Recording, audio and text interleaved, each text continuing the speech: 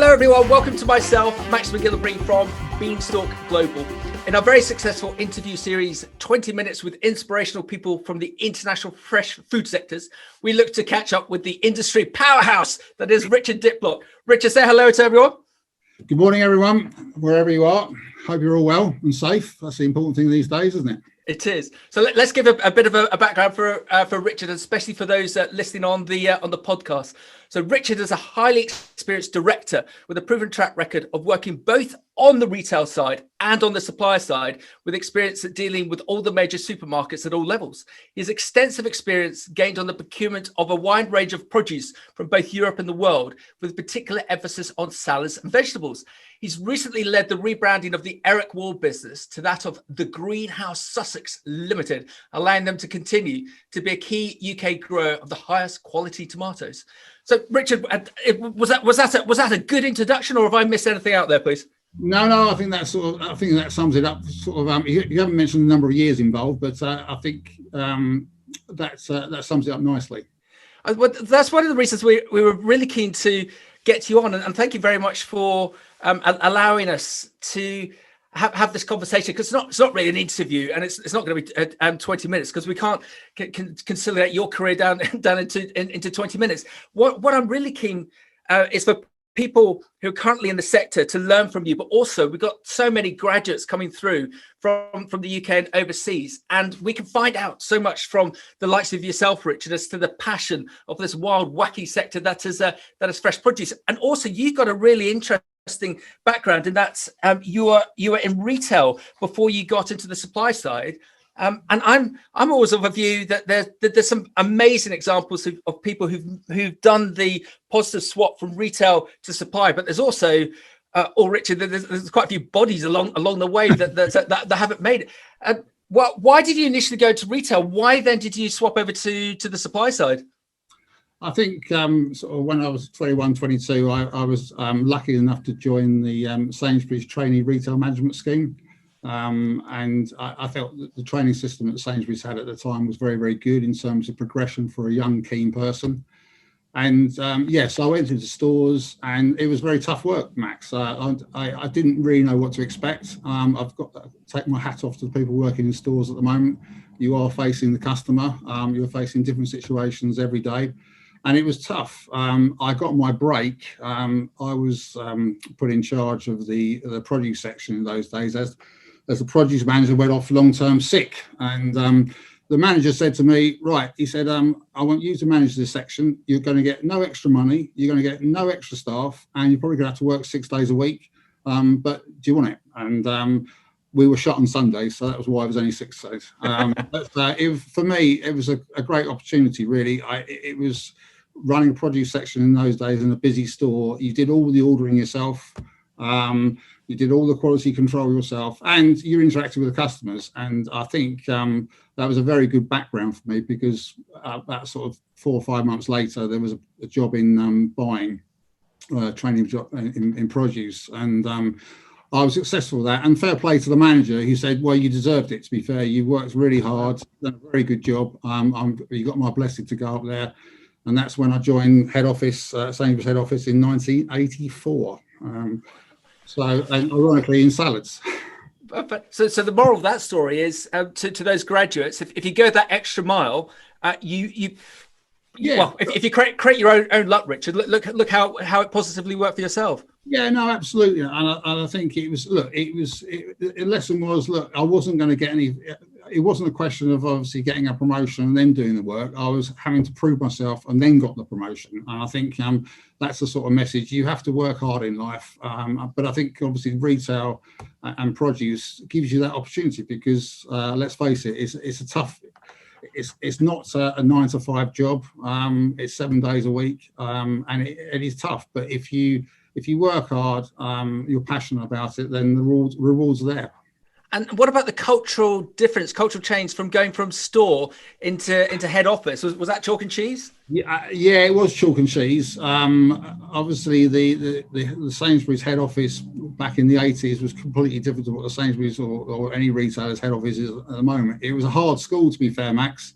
I remember there was a lot of swearing. I remember if things went wrong, people really sort of you didn't really want to make a mistake a second time.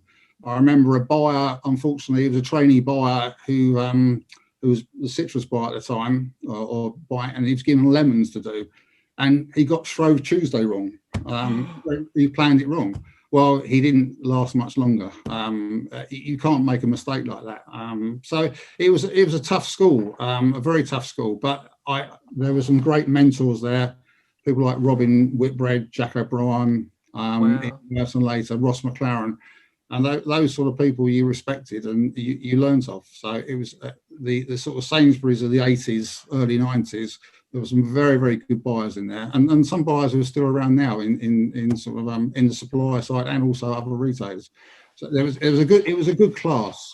Excellent. And Richard, it's a really interesting point that you make about the mentor side of things with another broadcast that we do with Christine Taken with Women in Food and Farming, that she keeps on promoting this message to especially the younger generation about mentorship, that if you can get yourself a mentor. So we've already sort of covered the bit that one of the reasons why you were successful within Sainsbury's is because you went that extra mile and you were seen and then promoted. Do you think in parallel having the likes of the mentors that you've mentioned assisted you? Oh, undoubtedly. I think in the fresh produce business, I've been very lucky. I've met some wonderful people, really wonderful role models that you learn off and you respect. And I think, and it's across the world, Max, in terms of the sort of foreign growers, etc., and foreign suppliers. So it's a great industry. It is very much a people industry. One of my mottos is that good people, good products equals profitability. So if you look, for me, people and products is so important. And obviously you can't have success individually. You work as a team in fresh produce, from the growing side through to the supply side, through to the retail end, because my experience in store also, it was only for a year, but it did help me understand what consumers were looking for, and also the pressures that the retail side have, of course, in dealing with fresh produce. And the mentorship element of it, if there's a recent graduate or someone in their 20s and 30s within the sector, and they're watching this and they've heard this sort of housing call, that try and find a mentor. Do you think they should be looking for a mentor within the sector, or should they be looking for a family friend, someone outside? Do you think it's beneficial to have someone as a mentor from the sector or outside? I think, personally speaking, I think someone from within the sector, it's very difficult to explain to family members, etc., what we do. I'm not sure my wife even knows exactly what I do, but it's she knows I'm involved in salads. But it's from getting obviously a product from grower to plate is difficult, and it's a complicated system. So I think, someone within the sector, but it doesn't have to be in the same sector. So it could be someone from fruit, vegetables, or salads. So I think, but it's important they understand the sort of the fresh food side of it. Yeah, that's fascinating. The bit about your wife potentially not understanding what you do after these number of years. I have that middle class dinner party dilemma when we used to have dinner parties, Richard. That I remember speaking to one chap for about half an hour, trying to explain what I do with our recruitment business, Red Fox, and I heard him later on speaking to someone else, and they said, "Oh, what's that Max chap do?" And he said, "Oh, he's a gangmaster." And it's a bit like, probably a bit like the same with you. If people don't understand the sector, they just don't understand that when you and your fantastic colleagues have picked product, it's in effect dying. It's got to get to the store so quickly, and so the machinations, the supply chain, they don't realise how they presumably think that you're actually on an allotment, Richard, just playing around at it. No, I'd tell a funny story that my wife and I went out with another couple back when I was at Sainsbury's. I was the veg category manager, and our local store was Tesco's, and there was a potato shortage in the middle of the summer. And this other couple on the next table were really slating Tesco's in terms of availability. I said to my wife, "Excuse me, I've got to interject here." So I just spoke to the two couples about potatoes, and my wife just couldn't believe me, but she said, "Well, that's typical you, really." And even though it wasn't obviously Sainsbury's, I still had to explain the supermarket sort of predicament of what goes on. But as you say, no one's got any idea. No one's got, the normal consumer doesn't realise what goes on between getting a product from the seed house through to the customer plate. Yeah, but we've all spoken about this in so many different ways, haven't we? 6 out of 10 kids don't know where any form of fresh produce comes from, and if there was some way to sort of matrix style be able to give them an understanding as to how important fresh produce is. We did a broadcast yesterday with an amazing guy, Stephen Maxwell, in Mexico, and he was talking about food labeling out there and how there's such a huge issue as there is here with rising obesity. And to me, and I keep on getting told off for saying the phrase, to me, the cure for obesity is to exercise more and to eat more fantastic fresh produce. And if there was a way to educate kids and families as to the amount of effort that the likes of you and your colleagues put into growing amazing fresh produce, they would perhaps have a better understanding of it and buy more of your produce rather than sugary snacks. Well, one thing I did when I moved down to Eric Ward 2018 was obviously engage with the local authorities in terms of education authorities. So we got to, obviously pre-COVID, we got to the stage where we had sort of a class coming round and sort of doing a curriculum inside the greenhouse because of all the activities involved in sort of growing. You've got geography, science, mathematics, computers, etc. And the local school here were absolutely amazed, and the kids here couldn't believe what went on. Unfortunately, that's obviously now been put on hold, but it's something I'm going to be really keen on when this is all over in terms of COVID.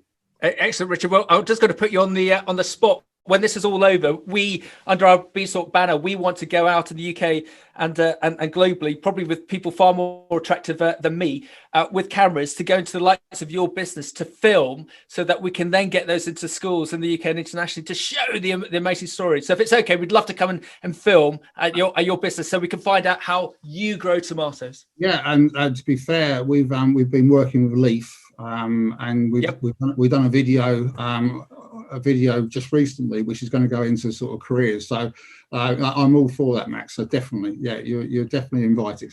Thank you, Richard. Let's go back to you. So let me ask the question: why are you not now the CEO of Sainsbury's? How come you're running this fantastic tomato business on the South Coast? What happened? What happened? Well, I was there 15 years, and I think it was a brilliant time. And I think if you remember, I remember my sort of last big, it was a salad category manager's job, and I think this is what was really great about Sainsbury's at the time.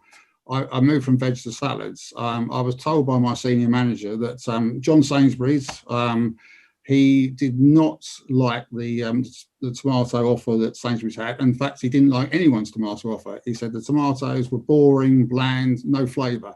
And he gave me the task to say, right, try and sort of look at the tomato section, improve the tomato. And that's a great objective. Unfortunately, Sainsbury's also had a technologist at the time, Trevor Knight, a wonderful technologist who was a grower for tomatoes, and we got 2 years to go out and transform the tomato section.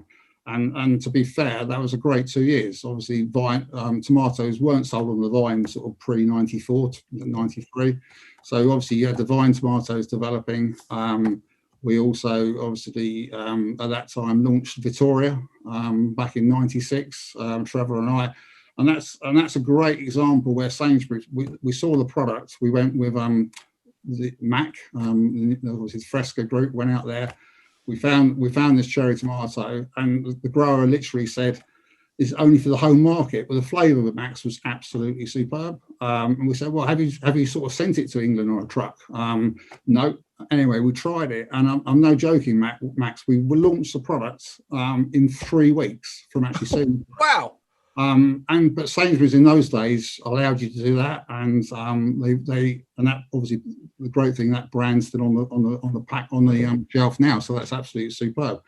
But John Sainsbury's dropped out, well, retired in 96. I think roughly 96, and David Sainsbury came in. And at the time, Sainsbury's were losing a bit of market share, but it became a bit more of an accounting business. With David Sainsbury was the financial side. And they brought in, I think it was an American company, to look after category management.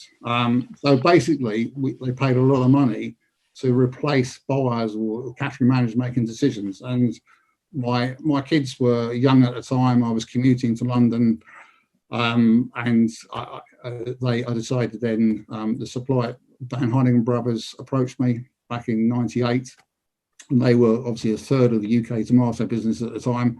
And I joined them as a category manager. So that's, no regrets about leaving Sainsbury's. Likewise, no big learning curve in terms of the 15 years, and very enjoyable 15 years it was there too.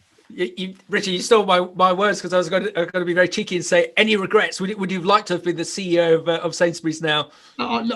Max, my wife won't go shopping with me, because I actually I do look at all the products. I love food. I go around, I sort of sample the products, look at the products, etc. Because I was originally a retailer, and obviously it's good for my experience on the supply side. It's also good to understand what the consumer's looking for, because I keep telling people it's what the consumer. We've got no right to our product to be bought by that consumer. We've got to make sure that consumer A, enjoys the experience, and B, comes back. Because at the end of the day, if they sample a bad tomato from formerly the Eric Wald Nursery or for the Green House Sussex, they will remember that. They will tell 10. They will tell 10 people. Those 10 people will tell another 10 people. Then suddenly, but those people remember that. But obviously, what is good, if you can obviously produce something which really tastes good, and people write in. We've had a lot of obviously traffic on our website in the last couple of years saying how good our tomatoes are, and that for the growers here, that's absolutely superb. Fantastic. So just on the fresh produce offering within a retailer, if I could give you a magic wand for you to create the best experience for the consumer, and just cutting away all bureaucracy and red tape, whether it be from the supply side or what would you like to create that would get consumers to buy more fresh produce? Look, obviously pre-COVID, there was a move towards loose displays, fresh loose displays, obviously reducing packaging, etc. But clearly, COVID times has obviously changed that. But if you go to the markets in Barcelona, Paris, etc., and see the fresh produce there, which is all loose, and I think that's brilliant. Obviously, going back to '84, when I was running a sort of produce section at Sainsbury's, a lot of our product was loose. Yep. So you had to dress it. You had to obviously make sure the quality is good. And if you've got a very, very good loose display, it looks brilliant. I think clearly some of the packaging nowadays, it makes it look a bit boring, produce. And I think obviously you want to get that excitement in terms of the loose product. But I totally understand obviously the COVID concerns at the moment. Yeah, and I was going to ask, who do you think is the best retailer pre-COVID? But I think that's too cheeky a question. I think Whole Foods is amazing. When I go into Whole Foods, it's oh my God, they know how to price, but there's people buying the product. But it's theatre. The displays are absolutely gorgeous, and obviously it's difficult with retailers. Pre-COVID, and fingers crossed when we get out of the whole COVID situation, to try and replicate that because of staffing levels and the volume coming through. But to get some sort of halfway house where the consumer is excited to see the equivalent of a Whole Food within a Sainsbury's, Tesco, Morrison's would be fantastic.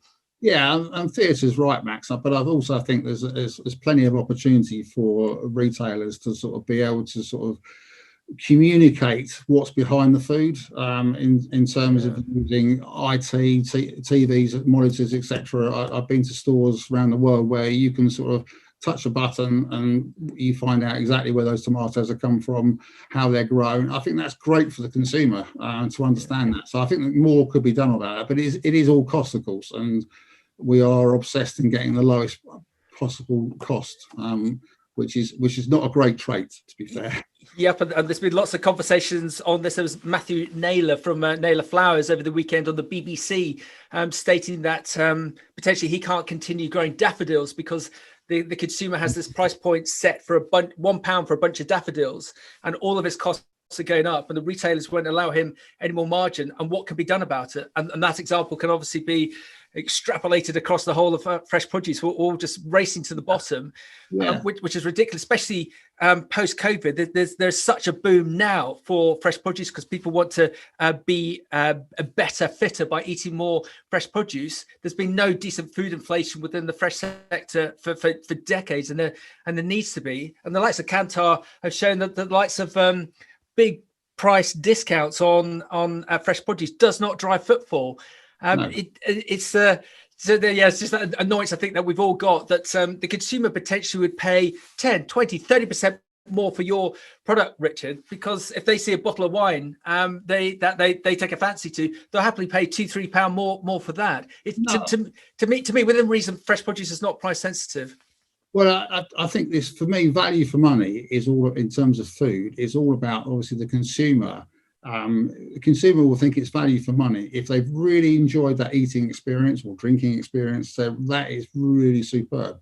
It might not be the cheapest, but they've come back, obviously.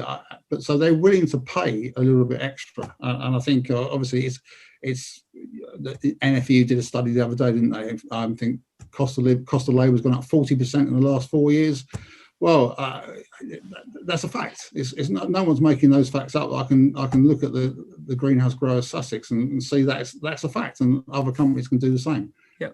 But I think there is a willingness from consumers, particularly sort of post Brexit and post COVID, in terms of understanding we want more British products. And I think that's what.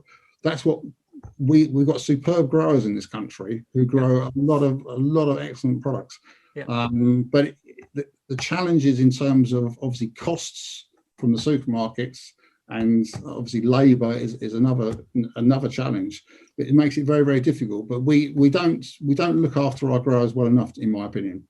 Yeah. And Richard, we'll just come on to that. So, because of my low intelligence, I've just got to ask a question in case I forget it. Branding. Do you think it would help to have a brand for your product? All my kit is held up with a pink lady apple box that I nicked out of Sainsbury's legitimately. And you look at the likes of Pink Lady, you look at the likes of Tenderstem. There's very few brands within the sector. I talked about the Americans earlier when we were in our green room with the broadcast that we're doing next week with them, and the retailers in certain parts of America really encourage their fresh produce growers to have their own brands. Do you think it would be very advantageous for you and your business to have a brand in store?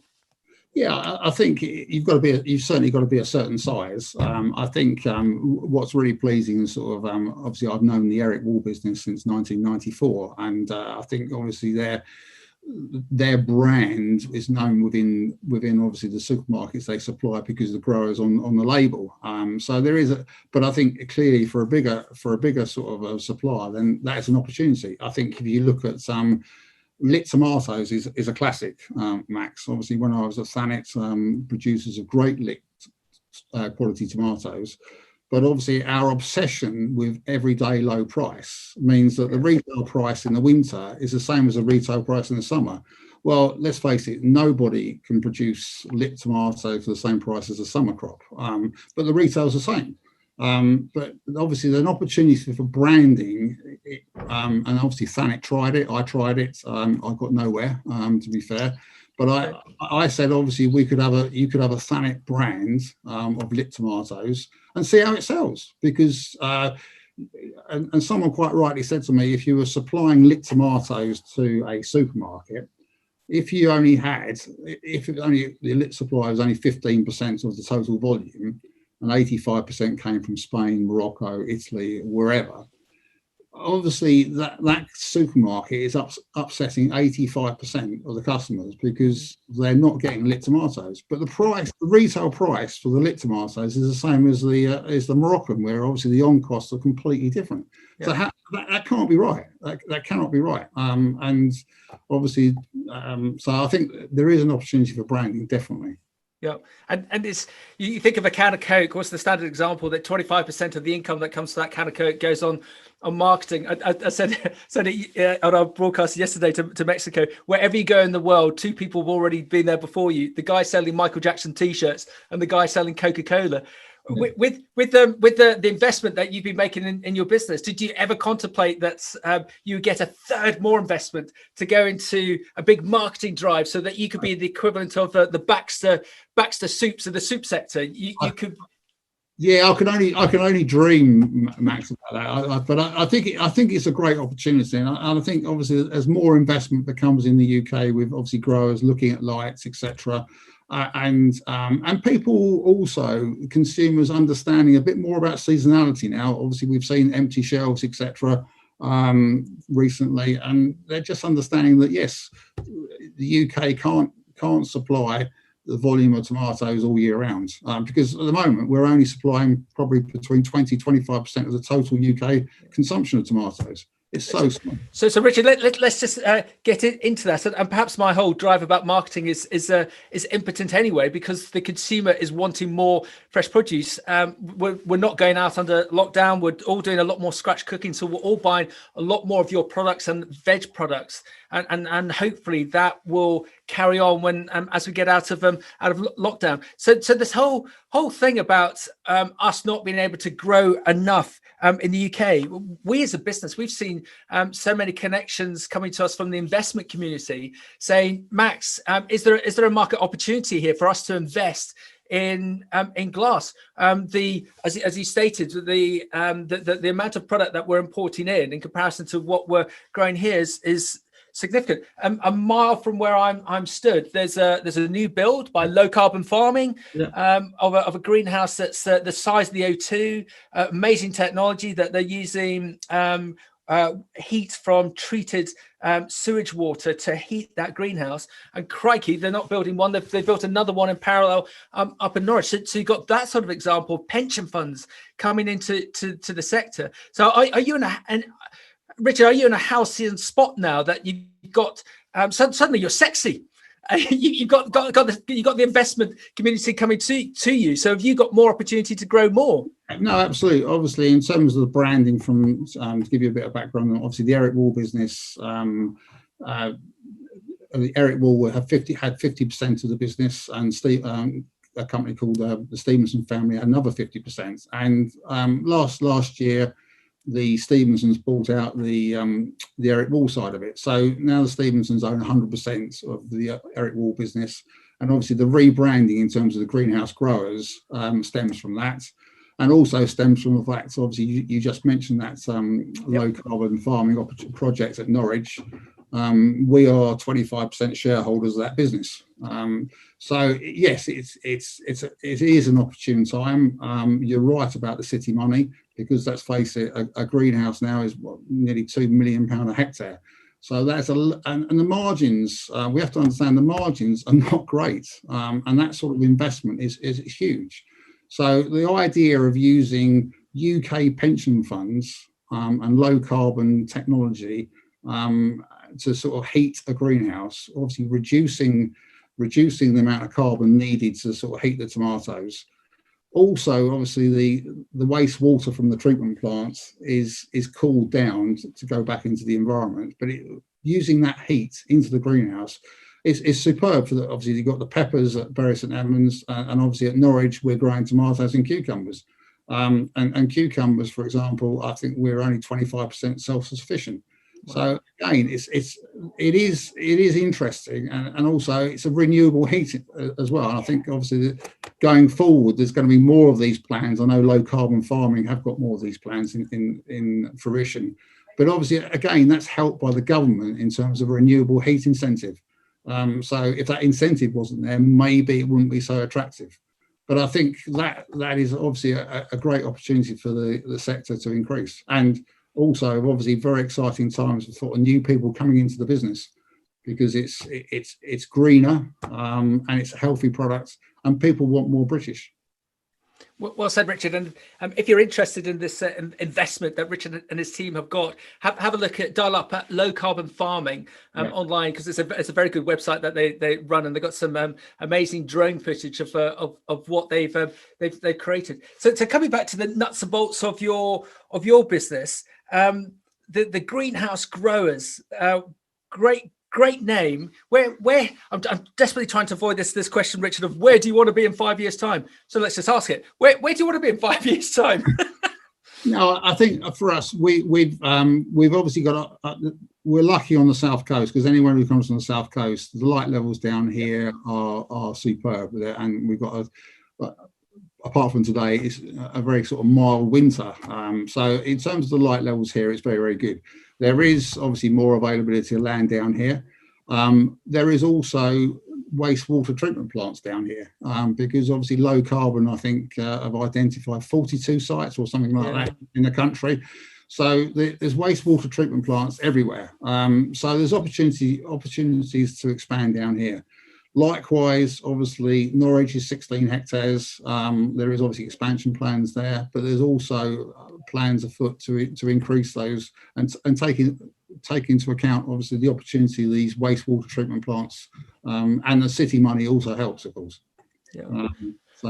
And do you think it's actually realistic that with the amount of new glass that's going up, there will be a market for your product, for your fellow growers in the UK, that you will be able to cannibalize the product that's coming in from Europe? I think, Max, I think if you look at the retail sales are up 12% in the last year on tomatoes, and wow. Its retail value now is 900 million. I think that's the biggest second category. So obviously the versatility of tomatoes in terms of cooking, fresh, snacking, etc. And let's face it, the growers across the world are doing a very, very good job in improving flavour. So people are enjoying that experience and buying more of it.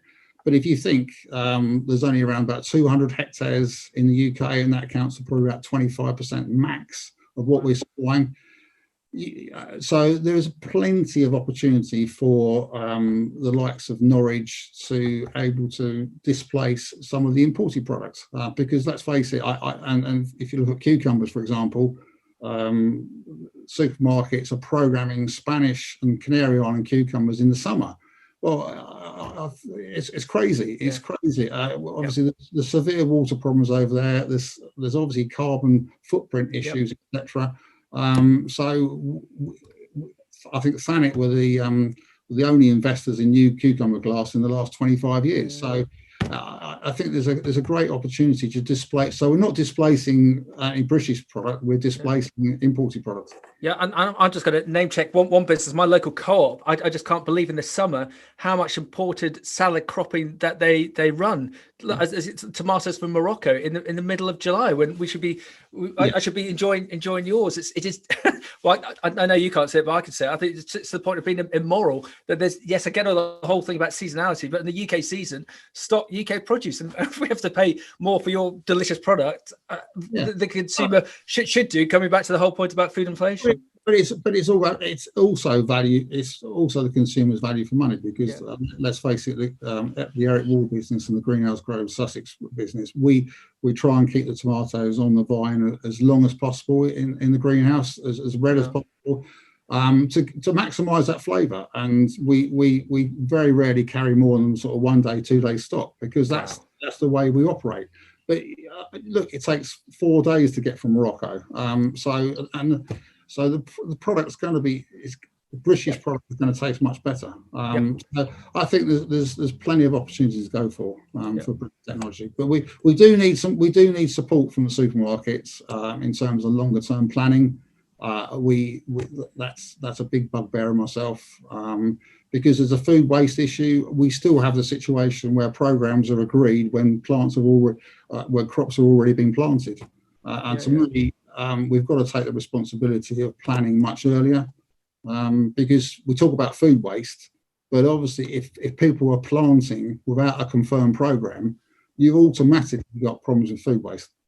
Yeah, Richard, I got another screen behind me showing the live stats as to who's dialed in on Facebook and LinkedIn, and on LinkedIn we've got individuals from all the 4 retailers currently listening in. So hopefully they might actually, we keep on hammering this point, and that's why we keep on wanting to bring people like you to the forefront, so that they can hear it time again on the basis of a drip. It's slowly going to get. I know they've got issues themselves in the respect of how they grow their market share and so on and so forth. But we're talking about fresh produce here. We're not talking about cans of blinking Red Bull. It can make your product can make such a difference to us and the consumer, because the natural healthy eating habits and how that's going to help us through the whole obesity crisis. But you just need more money.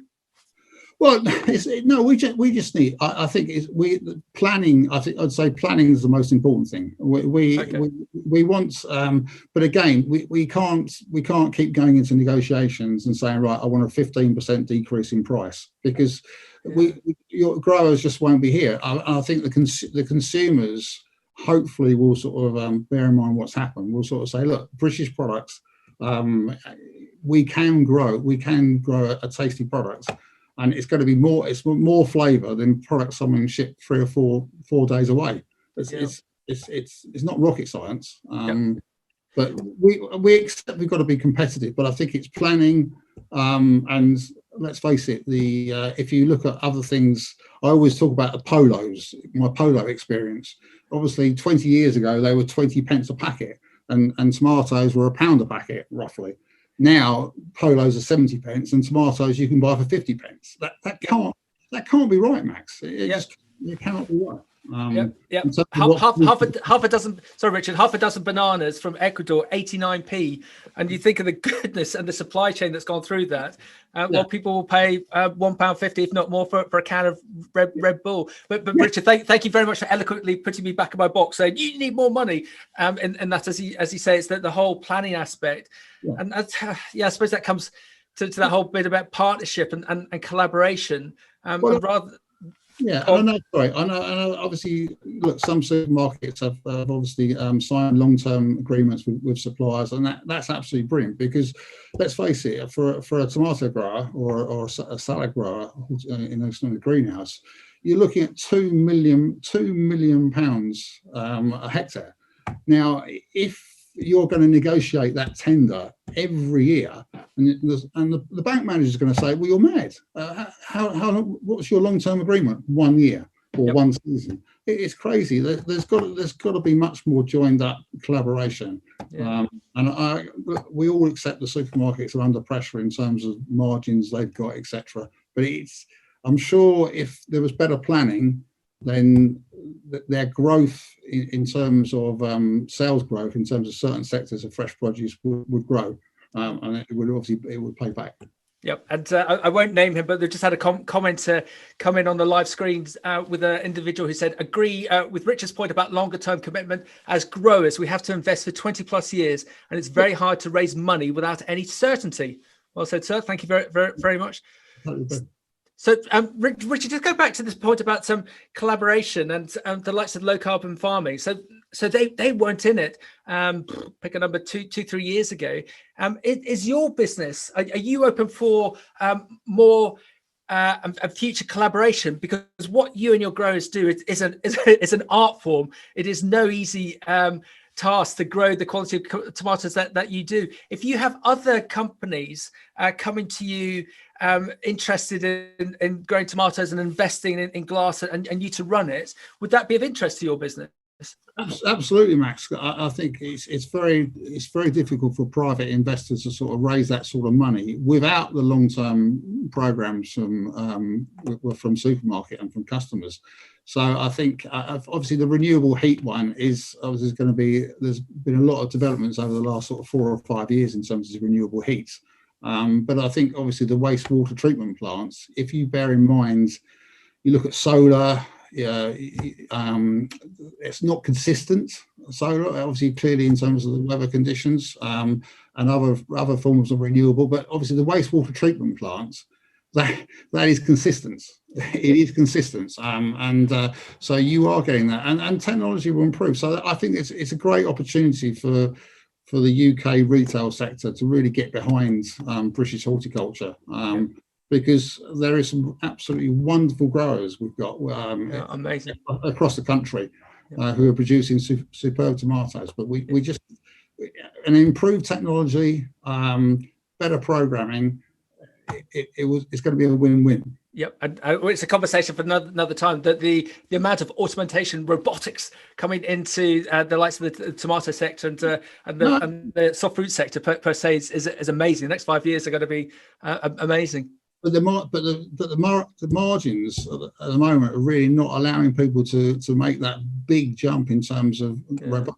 Look, Max, it will happen. It will happen. There's no two ways about it. But that's a hell of a lot of investment.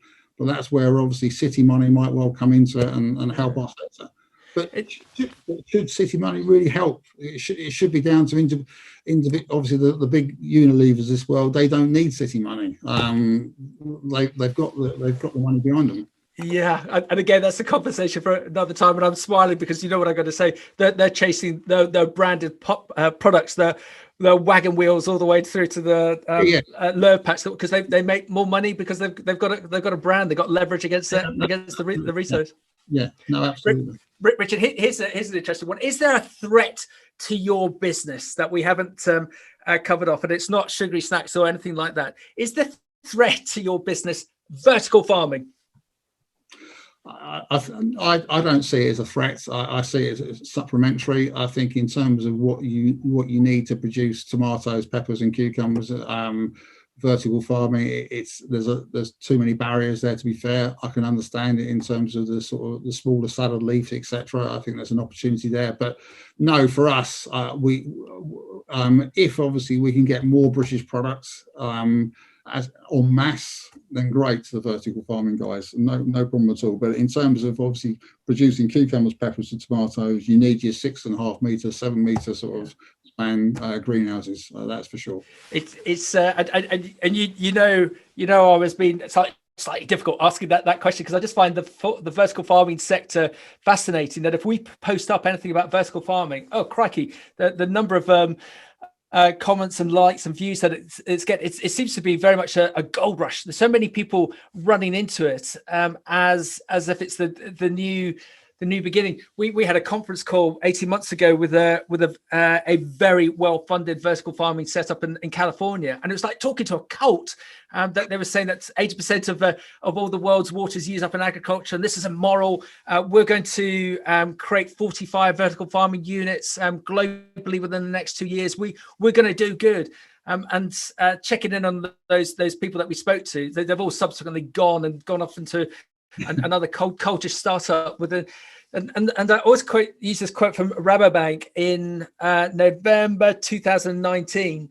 That 90% of the people in vertical farming won't be in it in 3 years' time, because they will have just burnt the cash. And also, going back to this bit about margin, we've been inflicted with so many people coming to us as new entrants into the vertical farming sector.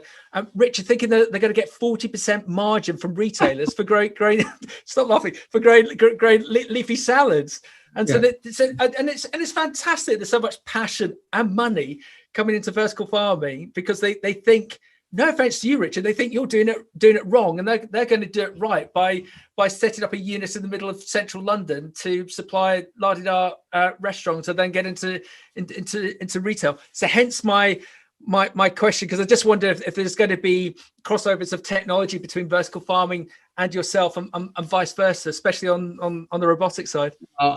No, I think it's different sectors, and as someone's pointed out here, clearly tomatoes are vertical as well as obviously peppers and cucumbers, so they are vertically grown. But no, we're still going to need the high tech greenhouses, and also vertical farming. They can do. We'll let them concentrate on vertical farming. We'll do the horticultural tomatoes, peppers, and cucumbers. You'll do the proper job. Don't. I didn't say that. So go just to positively wrap up. What's your view of the future of horticulture, especially for those coming through the people might even be folk who haven't made it to university, or perhaps they don't want to get into university. Why should people get involved in horticulture? What's the future of horticulture as you see it, please, Richard? I'm really excited about the future of horticulture, especially in the UK. I think it's, as I said to you, we've got great growers down on the south coast here in terms of greenhouse growers. We've got a guy who's been here 44 years growing tomatoes. He's passed on his knowledge to a young chap who's now sort of taking over. He's 40. We've got 2 younger growers behind him, so they're all learning. So we're getting people into the industry who are going to carry on the good work of obviously the Eric Wall sort of business from years ago. So we've got good people. We've got a very, very good product, and 91% of households have bought tomatoes in the last year. So that's a really high penetration, and the volume's going up 12% a year. So I think for anyone listening and sort of who's thinking about a career, I always try and recommend people going into the food industry, especially the fresh food industry. There's nothing greater than producing something out of a nursery or out of a field, transforming it to the consumer shelf, and getting a really good comment from a consumer. And let's face it, we've got 65 million consumers in this country. So we've got and now obviously with Brexit situation, and obviously people sort of aware of obviously the UK is not producing enough food. I think it's a great opportunity, and I think that's why I'm doing work for the schools, really, to try and get people in here, and rather than sort of go on to the IT and computers, etc. Yeah. And let's face it, obviously COVID's going to change the work, the way sort of sectors are working. So this is a great opportunity, and I would, if you want to come in here into this industry, you need to have the passion, but you need to have resilience, Mac, as well. You have to be resilient, because there is lots of kickbacks, as you well know, and knockbacks. It could be crop related, weather related. So you're going to get your kickbacks, but the thing is, you've got to bounce back. So you've got to be resilient, but you need to have passion. You need to have passion about the product. What a great way to end. Talk about passion. I'm just going to read out a fantastic quote from Lucy Wiggins, the great Lucy Wiggins. A great role model and boss in the past. Richard is very inspirational. Don't ever retire. So we need more people like you in the industry. Lucy, thank you. She's very kind. She's very kind.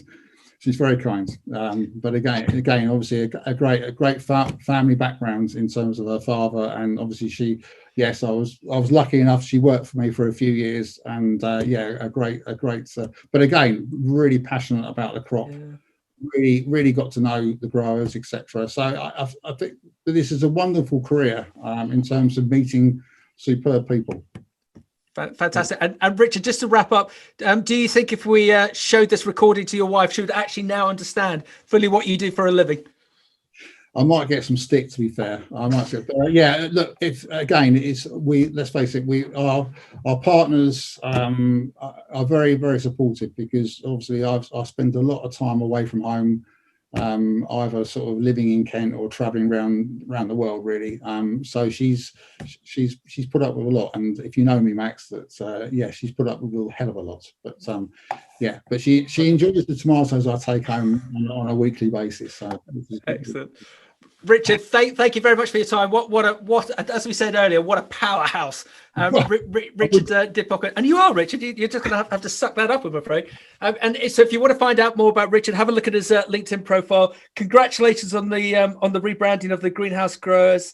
And you and your colleagues want to watch, and I'm sure with you and everyone else within the tomato sector, you're going to weave this magic and get us, the consumers, to buy and enjoy more of your fresh produce. Richard, thank you very much, and you keep safe. Okay, thanks, Max. Bye. Bye. Bye.